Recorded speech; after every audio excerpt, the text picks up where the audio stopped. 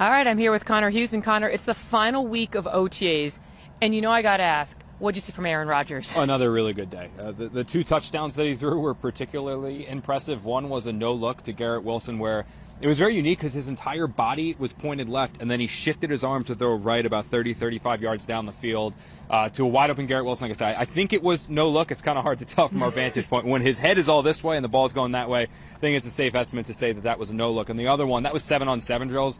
The other one, a 59-yard touchdown to Xavier Gibson. What's impressive about that is we know he's coming back from that Achilles injury. He ran out of the pocket, moving to his right, and then threw a ball all the way down the seam to Gibson for the long touchdown. So Rodgers, he continues to impress. He's one of those guys where as long as the Jets give him time, he's going to pick apart a defense, and that arm strength that's made him one of the best quarterbacks to ever play the game, it's still very much on display because he's making passes that only a handful of guys on this earth can. You just said Aaron Rodgers continues to impress. Let's talk about a rookie that has been impressive.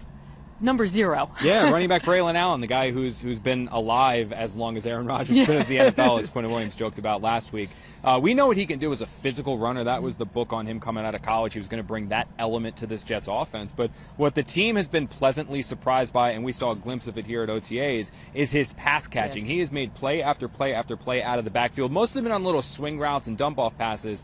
But what we saw here on Tuesday was a play deep down the left side of the field on a little wheel route. Seriously, like 30, 35 yards. I thought it was the Garrett Wilson catch, to be honest with you. Yeah, it jumped up, high-pointed it, ripped it away from their defender. We were talking to some guys afterwards, and they said as long as you have eye-hand coordination, the catches will come.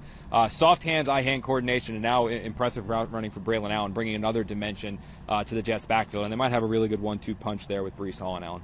And you're talking about the guys who are here at OTAs, one guy who's not here. No, Haason Reddick, and I know, again, these are voluntary. That's what the Jets are going to stress over and over and over again. But the way that Robert Saleh talked about Reddick's absence, basically saying that he has not been here at all, he has had no communication with him at all, that was unique. That was surprising. And again, I know a lot of people say, oh, he's not angry. But no, so we then brought up Javon Kinlaw, and the way that he spoke about Kinlaw was very, very different from how he spoke about Reddick. Now, the big thing to remember about Haason is that one of the reasons why the Eagles traded away a guy who every single year has double-digit sacks is that he was adamant in his want and desire for a new contract. The Eagles were not willing to give him that deal, so they traded him to the Jets for basically nothing. I wonder, and maybe I'm not wondering as much, but those contract demands are still there. I'm not sure the Jets are willing to give it to him yet. I think they kind of want to see him play it out, so we'll see. Mandatory minicamp is next week. Robert Saleh said he expects to see Reddick here.